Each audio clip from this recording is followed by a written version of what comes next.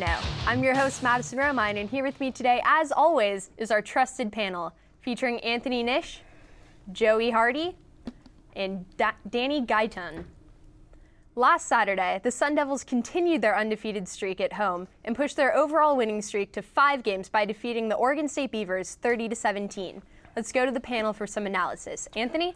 Well, Taylor Kelly was not the same QB we've been used to seeing lately, but Marion Grice really picked up the slack, threw the offense on his back, and carried the Devils' offense all night.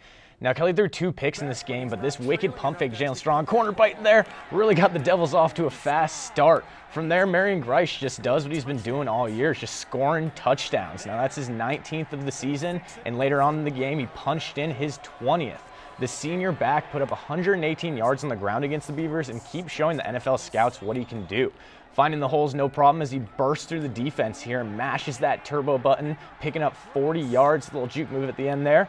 And a shout out to DJ Foster with his first rushing TD of the season here, giving ASU plenty of threats on offense. Now, Joey, how did that defense look? Well, I mean, when we're going to talk about the victory, we got to talk about the defense because, in my opinion, that was the key to ASU's victory. I mean, they had a reason to be worried going into this game. They were playing the top pass offense in the Pac-12, but they managed to hold them to 320 yards. And while that sounds like a large number, it's actually 90 yards shy of OSU's average. They also picked off quarterback Sean Mannion 4 times. Now, Mannion's a quarterback who'd only thrown 6 interceptions all season prior to this game.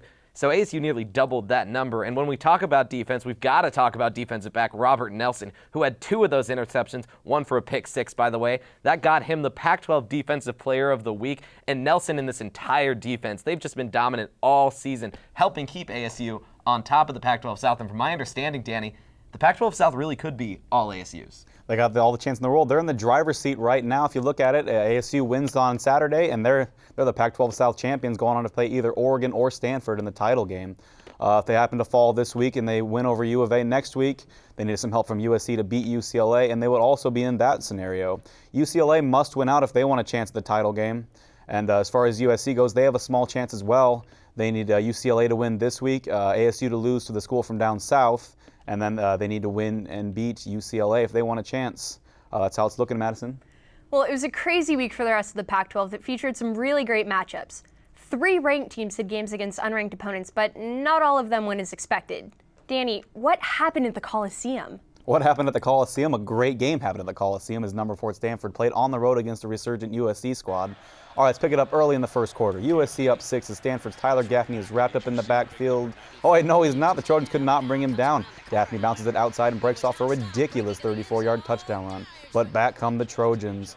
Kessler flips to his right, and Javorius Allen calls the rush on and tell him he has reservations for 6. Kevin Hogan and Stanford are live and look to take the lead late in the fourth quarter when Hogan throws an unbelievable interception, setting up the Trojan offense on their own 45-yard line. USC puts together a drive to the Stanford 30, and Andre Haddari drills a game-winning 47-yard field goal. The Trojans knock off number 4 Stanford and celebrate a 20-17 victory. It truly was a game for the ages, Anthony. It looks like UCLA has found themselves jack of all trades. Tell us about him. Well, we'll definitely get there, Danny. Before I do, Washington and UCLA both came into Pasadena last Thursday, riding 2-game winning streaks. For the Bruins, it was a must-win as they looked to keep up with the streaking Devils in the South. So to California you go. Say hello to Miles Jack there, freshman linebacker turned running back, put up 120 last week, and punches this one in after a UW turnover. No fumble there as UCLA takes an early lead. Bishop Sankey and the Husky offense got another chance on their second drive here, but oh no, he fumbles again. Big man catches it, and Brett Hundley makes him pay for it, taking the 2-touchdown lead. Immediately after, Sankey redeems himself with a 2-yard scurry and Washington would actually pull within 3 of the Bruins in the third quarter. But remember, it's the Miles Jack show, and he says, "You don't know Jack," with his 4th rushing touchdown of the game. Freshman's all smiles on the sideline as UCLA goes on to win it 41-31. So what happened with the Ducks game, Joey? That's right. More Pac-12 action up in Eugene as Utah headed out up north and take on the 6th-ranked Ducks of Oregon. And as you could have guessed, it's not going to go too well for the Utes. Early on, Utes defense helping quarterback Mariota out, giving him all day, leaving D'Anthony Thomas wide open in the end zone. That's a mistake. They go up 7-0. But hey, it's early. Second quarter, Utes still in this. Jake Murphy escapes the Oregon defense. Schultz finds him for the first and his only passing touchdown of the day, and that's going to be a problem because Oregon somehow got more to come. A few seconds later, Mariota punches it into Josh Huff to solidify halftime lead, 17-7. In the second half, well, it's going to be all Oregon. They'll get the ball back in their first possession here. And it's going to be DeAnthony Thomas. He escapes the defense, and I wouldn't be surprised if he could run that fast. He goes 86 yards for a touchdown. Oregon fans happy, as they should be. They're going to ride this one to a 44-21 victory. Thanks, guys. To see how these games affected the race for the Pac-12 championship, let's go to Trevor Migliorino with the standings. Trevor? Hey, thanks, Madison. Here we have a look at the Pac-12 standings for this week. In the North, BCS number 5 ranked Oregon holds the top-ranked position in the Pac-12 North, followed by their only defeat this season, number 9 Stanford. As you can see, Oregon State, Washington, and Washington State make up the middle of the division, and the California Golden Bears fall at the bottom of the chart. In the South, number 17 ranked ASU is standing strong at the top, with higher ranked at 14, UCLA close behind. 23rd ranked Trojans trail only by 1 loss overall, followed by Arizona, then Utah, and Colorado wraps up the South. With big games throughout both divisions, we can look forward to the upcoming weeks of football. This weekend is a big game in the Southern Division as the top 2 teams, ASU and UCLA, face off in Pasadena. And in the North, the commanding Ducks will play Arizona. Next week for Thanksgiving weekend, the rivalries are back and we can look forward to some good old-fashioned hard-nosed football. That's all we have for the standings. Madison, back to you.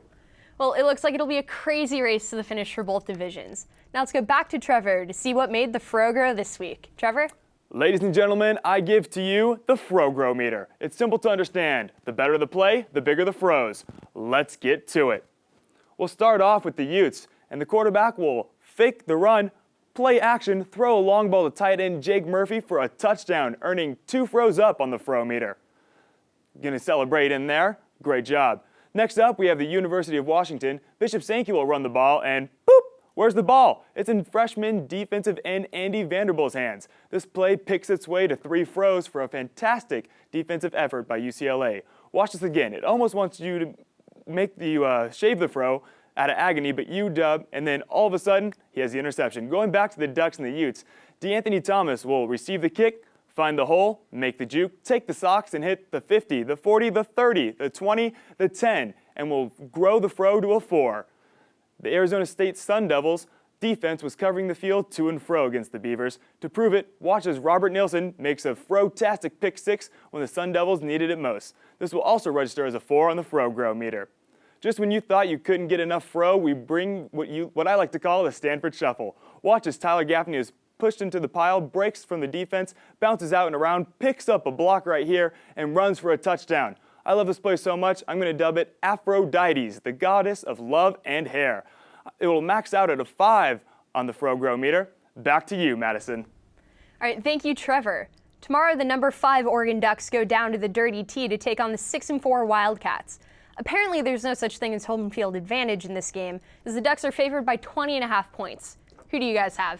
I have the Ducks by a lot here. The Wildcats have no pass offense at all, so if the Ducks D can focus on Kadeem Carey, then they can just contain him all game, and Mariota can shred it up on the other side. So that's why I got the Devils all day.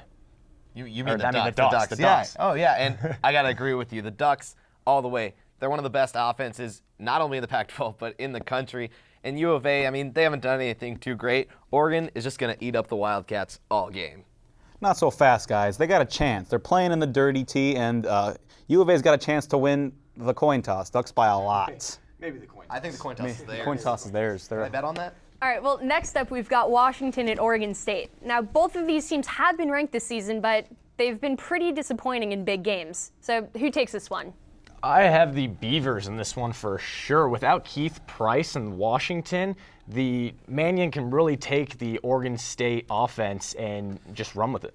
See, I'm going to have to disagree with you. This may be the least relevant Pac-12 game of the week, but it was actually the hardest to choose for me personally. I mean, you got 2 very similar teams. However, UW, they've got a great pass defense, and OSU struggled against a good pass defense last week. And, I mean, despite the injury, UW has the running game. They've got the defense. This is UW's game. Go Huskies.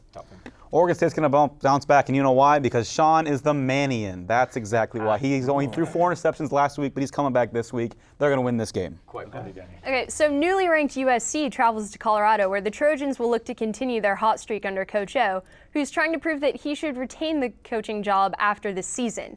Now, the Trojans are coming off a monumental win over Stanford, so do the Buffs even have a chance? No, not at all. USC is a 22.5-point favorite in this game, and if USC loses, Coach O can really kiss that coaching job goodbye. Yeah, we've talked about it all year, all season. Coach O really, 5 straight games. They beat a straight. great Stanford team last week, and I mean they're not going to fall to a really struggling Colorado squad. I'm going to say Buffalo is what's for dinner for the Trojans. All right, well, I'm saying that Colorado might score. They may score a point or two in this game. I mean, I don't know. I mean, USC's looking real good right now. I don't know if anybody in the nation can stop them, let alone Colorado. It's Coach O's game. Well, finally, the number 17 Sun Devils head to the Rose Bowl to take on the number 14 UCLA Bruins.